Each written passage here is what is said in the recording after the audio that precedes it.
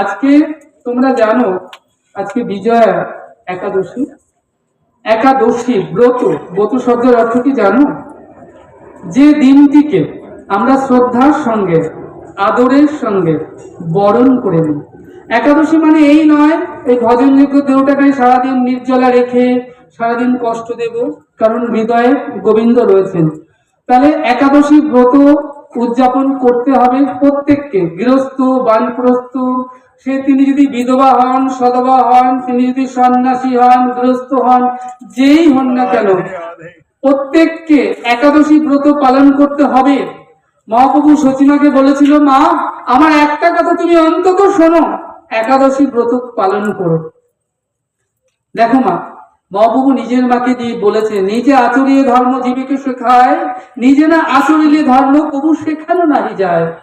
তাহলে আজকে দেখো এই যে একাদশীতে পঞ্চশস্য কখনো তোমরা সেবা করবে না, এমন দিন এমন ভাগবতী সন্ধ্যার হয় কি না হয়। যারা দেখো এই যে দেখো আজকে ভোগ লাগিয়েছে, যত দেখো আগামীকাল এখানে মহোৎসব হবে, প্রসাদ হবে, এই যে ভোগ নিবেদন করবেন ভক্ত বৈষ্ণব, তাতে যদি তুলসী না দেয় কি হবে বলতো? বিনা তুলসীতে গোবিন্দ বলে এক নাহি মানি। তুলসী না দিলে ভোগ লাগবে না। তুমি যত অন্ন ডাল রসা, তুমি পঞ্চ ব্যঞ্জন মিষ্টান্ন আদি পরমান্ন যাই গোবিন্দকে সেবা দাও না কেন, তাতে যদি তুলসী না দাও, খুব মন দিয়ে শুনবে, তাহলে গোবিন্দ সেবায় যেমন লাগে না। এই দেহটা পশরা কেন না, এই নয়ন দিয়ে গোবিন্দ বদন দর্শন করতে হয়, কর্ণ দিয়ে হরিকথা শ্রবণ করতে হয়, এই বদন দিয়ে হরিকথা কীর্তন করতে হয়, এই হাত গোবিন্দ সেবা দিয়ে মন্দির মার্জন পুষ্প চয়ন মালা গাথা, এই চরণ দিয়ে সদ্গুরু সঙ্গ ভাগবত সঙ্গ তীর্থে গমন গোবিন্দ মন্দিরে গমন আদি দেহ দিয়ে ভক্ত দেহ আলিঙ্গন করতে হয়। তাহলে এই দেহটা ভজনের পশরা। তাহলে এই দেহতে যদি তুলসী কেউ ধারণ না করো, তাহলে জেনে রাখো তার সকল পরমার্থিক কার্য প্রায় নিষ্ক্রিয় হয়ে যায়। শাস্ত্র বললেন কেননা বিনা তুলসীতে গোবিন্দ এক নাহি মানি। আর তুলসী ধারণ না করে কেউ যদি দেহ ত্যাগ করো, তাহলে তার আত্মার কি উদ্ধার হবে? তাহলে গোবিন্দ পাদপদ্মতে এই জীবনে লাভ করাই হলো না। শাস্ত্র বলেন, অমন কেন বা আইলি ভবে, এমনও দুর্লভ মনুষ্য জন্ম পাইয়া, হরিনা ভজিলি মানুষ হইবি কবে। দিবস রজনী আবল তাবল কত না পাচালে পারো, শত কথার মাঝে একটি বারকে তুমি হরি বলিতে নারো। এই যে কণ্ঠে যারা তুলসী মালা পড়েছো, জেনে রেখো এই কণ্ঠ দিয়ে কি আহার করতে হবে জানো তো? অশৌচ অশুচি কোন দ্রব্য যা গোবিন্দ সেবায় লাগে না, যদি ভেতরে যায়, এই দেখো এটাকে বলে কণ্ঠহার। কণ্ঠহার তুলসী মালাকে, আর কণ্ঠে থাকে বৃন্দা দেবী। বৃন্দা দেবী এই কণ্ঠ মানে দ্বার, ভোজনের দ্বার ভজনের দ্বার। দ্বার মানে দরজা, এই দরজা ছাড়া তুমি যেমন ভেতরে ঢুকতে পারবে না, এই কণ্ঠ দ্বার, এই দ্বারে আছে বৃন্দা দেবী বসে। তুমি যদি কোনো, খুব ধ্যান দেবে, এই দ্বারে যদি তুমি কোনো অপবিত্র বস্তু প্রবেশ করাও শরীরের মধ্যে, তাহলে হৃদয়ে বসে আছেন গোবিন্দ। তাহলে কোনোদিন প্রেম ভক্তির উদয় হবে না। গোবিন্দ বললেন, বিনা ভক্তি আমি এক নাহি মানি। তাহলে তুমি যাই করো না কেন, সকল পারমার্থিক ক্রিয়া তোমার নিষ্ফল হয়ে যাবে। যতই সাধন করো, ভজন করো, দান ধ্যান পুণ্য কর্মাদি করো, এমনকি যাই তুমি করো না কেন, তাহলে সবার প্রথম আমরা যারা সনাতনী হিন্দু বলে মনে করো, গোবিন্দ গুরুপাদপদ্ম আশ্রয় করেছো, সদ্গুরু হলে তোমাকে আগে কণ্ঠে তুলসীর মালা ধারণ করাবেন, সদাচার দান করবেন। যে স্নান করে ভোরবেলা, আমার দেখো শীতকাল, আমি 10টার আগে মন্দিরে যেতে পারি না, ভগবানকে ভোগ লাগাতে পারি না, তোমার শরীরের কথা ভেবে নয়, কিসে গোবিন্দের সুখ হবে। আরে প্রভাতে 10টার সময় গোপাল কোথায় কোথায় গোষ্ঠে চলে যায় কখন, তোমাকে জানতে হবে। গোষ্ঠ লীলায় ভোরবেলা তো গোবিন্দ চলে গেছেন শ্রীরাম সুদাম সেখানে গোষ্ঠে, তুমি 10টায় ভগবানকে ভোগ লাগাচ্ছ, কোথায় সে? কোথায় সে? তো বেরিয়ে গেছে। মা জ্যোৎস্না গোপালকে ভোগ লাগিয়ে দেন, গোপাল খেয়ে দিয়ে নবলক্ষ ধেনু নিন সখানি গোচারণে চলে যান। তাহলে তোমার দেহের সুখের জন্য নয়। এই জগতে 3 প্রকার ভক্ত আছে, কেউ নিজের সুখের জন্য ভজন করে, যে দেখো আমার সুখ হবে, তাতে গোবিন্দ তোমার সুখ হলো হলো, না হলো না হলো। কেউ আছে যে দেখো আমি গোবিন্দ তোমাকে ভজন করে সুখ পাই। আর আরেক প্রকার ভক্ত আছে যে গোবিন্দের সুখের জন্য ভজন করে, যে গোবিন্দ তুমি কিসে সুখী হবে, তোমার সুখে আমার সুখ, তোমার আনন্দে আমার হোক। আমরা ভগবানের কাছে বলি না আমাকে অর্থ দাও, টাকা দাও, কড়ি দাও, সবকিছু দাও, কিন্তু কি চাইতে হয় আমরা জানি না।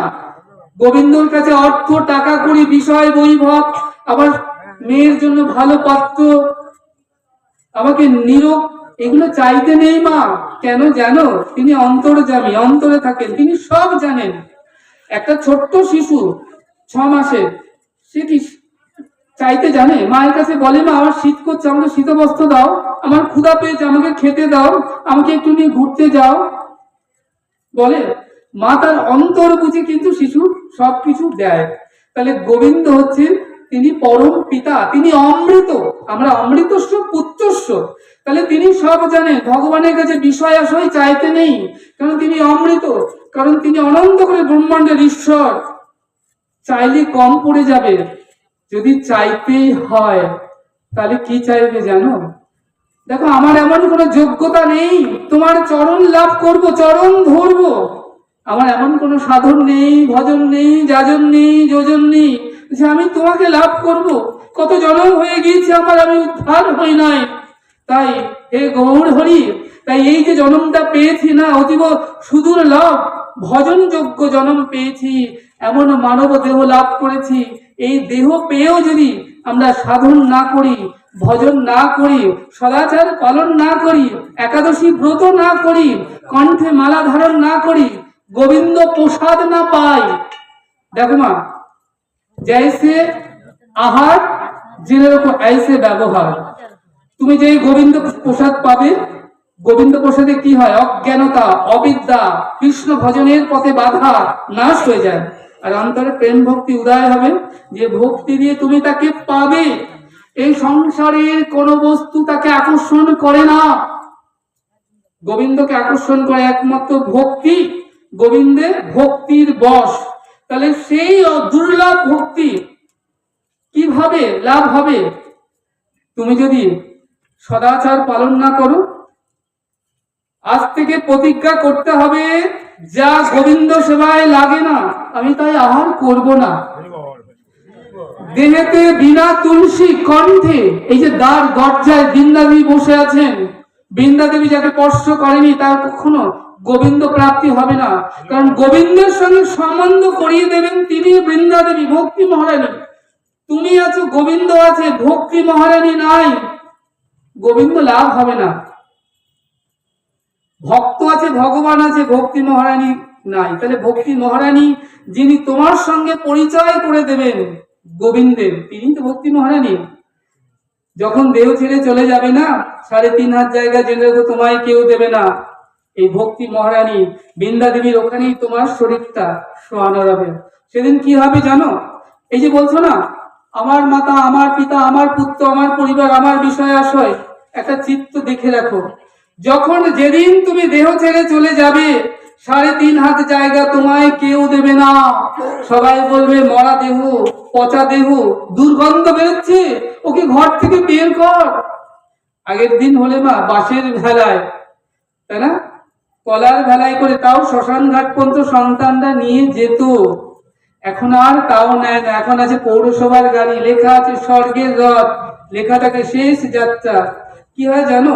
ওই গাড়িতে তুলে দেয়, আর সব দেহখানা যখন ওই স্বর্গের রথের উদ্দেশ্যে ছুটে চলে, খুব ভালো করে দেখবে আমাদের দেহের মধ্যে সব থেকে ভারী হচ্ছে আমাদের মাথা।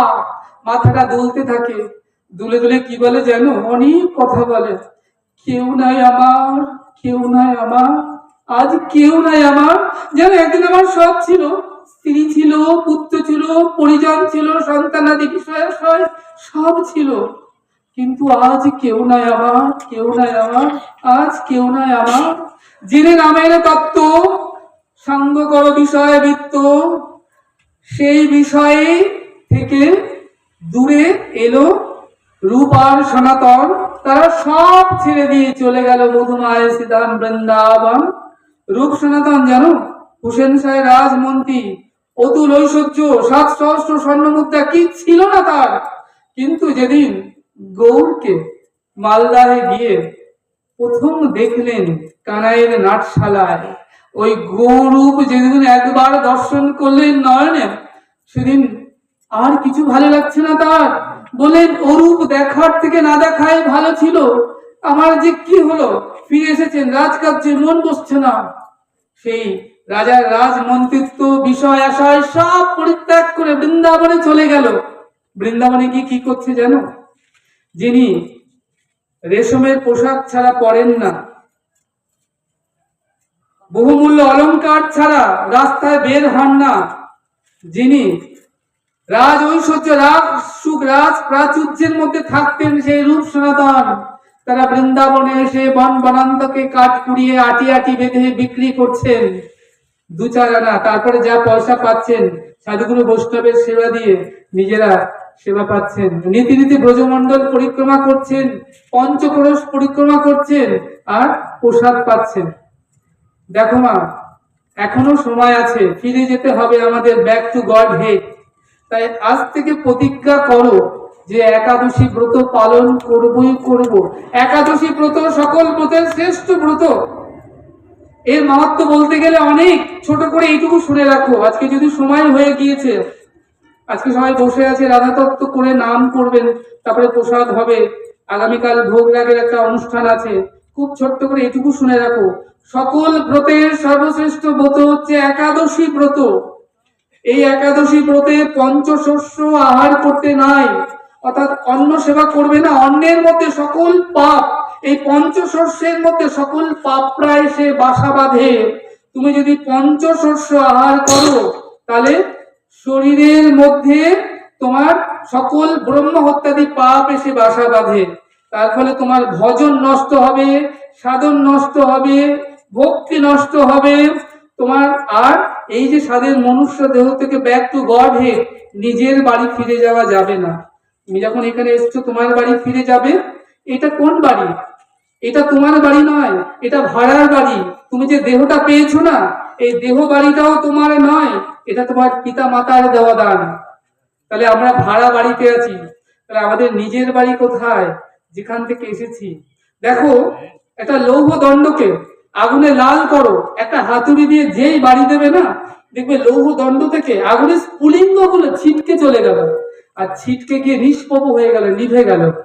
তাহলে গোবিন্দ ওই সঙ্গে যতক্ষণ আমরা ছিলাম লাল ছিলাম ওই রকম লৌহ দণ্ডের সাথে। কিন্তু যে হাতুড়ির বাড়ি এসে পড়লো, কেন পড়লো না? কৃষ্ণ ভুলে গেল। আর ওই স্ফুলিঙ্গ গুলো ছিটে যখন যাবে, কামারশালায় গিয়ে দেখবে স্ফুলিঙ্গ গুলো ছিটকে নিভে গেল, তাদের আর তেজ রইল না। আর ওই আগুনের যে লৌহ মূল দণ্ড থেকে তারা বিচ্ছিন্ন হয়ে গেল। তাই আমরা মূল গোবিন্দ থেকে বিচ্ছিন্ন হয়ে এই মৃত্যুময় সংসারে মায়ার জগতে পতিত হয়েছি। তাহলে এখান থেকে উদ্ধারের একমাত্র উপায় সৎসঙ্গ, সাধুসঙ্গ, হরিকথা, সদাচার, কৃষ্ণ প্রসাদ পাওয়া। তাই মনে রাখবে, তুলসী কণ্ঠ দিয়েছ, কণ্ঠ থেকে যেন কোনো অপবিত্র জিনিস দেহের মধ্যে কখনো কবু না ঢোকে। এবং ভক্ত বৈষ্ণব ছাড়া অভক্তের হাতের দ্রব্য সেবা করা চলবে না। অভক্তের দ্রব্য সেবা করলেও তোমার ভক্তি নষ্ট হবে। তাই জন্য সদ্গুরু যারা আশ্রয় করেছো, যারা সৎ সাধুগুরু বৈষ্ণবের আশ্রয় নিয়েছো, সদাচার পালন করতে হবে, একাদশী ব্রত পালন করতে হবে, কৃষ্ণ সেবা করতে হবে, সাধুগুরু বৈষ্ণবকে সমাদর করতে হবে। গিরে হরিকথা হরিবাসর দাও না, যত হরিকথা দেবে তত ভক্ত হবে। তুমি সাধন ভজন করছো, যতটা তুমি এগোবে, তুমি যদি আরেকজনকে ভজন মার্গে নিয়ে এসো, তুমি আজকে এখানে হরিকথা এসে যা পেলে, তোমাকে যিনি পাঠিয়েছেন তিনি তোমার দ্বিগুণ পাবেন, জানো তো। তাই জন্য একজন নয়, তুমি যখন আসবে আরো 2জনকে নিয়ে আসবে হরিবাসরে। তুমি নিজে জপ করছো, আরো 2জনকে জপ করাও, আরো 2জনকে কৃষ্ণ নাম করো। সংসারে থাকো, সংসারে থাকো, সংসারের সকল কর্ম নির্বাহ করো। বলছি না সংসার ত্যাগ করতে, সংসারেই থাকো, সকল কর্ম করো, কিন্তু জেনে রাখো সবকিছু গোবিন্দের। চলতে ফিরতে কাজকর্মে যখনই যা করো না কেন, রাধা নাম জপ করো, রাধে রাধে রাধে রাধে রাধে রাধে রাধে রাধে রাধে রাধে রাধে। অহনিশি রাধা নাম জপ করো। কহে গোরা রায়, দেখো নাম বিনা যেন তোমার দিন নাহি যায়, এমন দিন যেন না যায় যেদিন তুমি কৃষ্ণ নাম শ্রবণ করলে না, হরিকথা শ্রবণ করলে না, হরিবোল বললে না, বলেন সেই দিনটা তোমার গেল বিফলে। তাই দেখো আমরা কলিযুগের মানুষ, আমাদের ভজন গৌর নিতাইয়ের ভজন। তাই শাস্ত্র বলেন ভজ ভজ নিতাই ভজ, নিতাই ভজলে গৌর পাবে, গৌর পেলে বজে যাবে, আর বজে গেলে রাধা গোবিন্দের সেবার অধিকারী হবে। তাই বললেন ভজ নিতাই। কি বললেন? নিতাইকে ভজলে না, ভজ নিতাই, তাই গৌর পেলে না। তাই এবার বললেন ভজ ভজ নিতাই ভজ, নিতাই ভজলে গৌর পাবে, গৌর পেলে বজে যাবে, বজে গেলে রাধা গোবিন্দের সেবার অধিকারী হবে। তাহলে আমাদের ভজন কি? গোরা। কি গোড়াই হচ্ছে আমাদের ভজন। মনে রাখবে, গোবিন্দের গো, রাধারানীর রা, মিলে হলো গোরা, তাই না? তাই বলেন গিরে থাকে বা বনে থাকো, সদা হা গৌরাঙ্গ বলে ডাকো। হ্যাঁ, সদা হা গৌরাঙ্গ, যেখানেই থাকো, যে অবস্থায় থাকো, সূচি অসুচি, মুখে যেন নাম ছাড়া থেকো না। গৌর নাম অমিয় ধাম, পীড়িতি গৌর গাথা, আবার জীবনে গৌর, মরণে গৌর, গৌর গলার হারা, আবার শয়নে গৌর, স্বপনে গৌর, গৌর নয়নের তারা, গৌর বিহারে নাবাচি পরাণে, তাই তো গৌর করেছি সার, গৌর বলে যাহুক পরাণ, কিছু নাহি চাহিয়া, গৌর ধর্ম, গৌর কর্ম, গৌর বেদের সার, ও গো গৌর পদে প্রাণ সমেছি গো, গৌর করিবে পার, হৃদয় গৌর হরি হরি বল, হৃদয় গৌর হরি হরি বল, হৃদয় গৌর হরি হরি বল। জয় জয় শ্রী রাধে শ্যাম, জয় জয় শ্রী রাধে শ্যাম, জয় জয় শ্রী রাধে শ্যাম।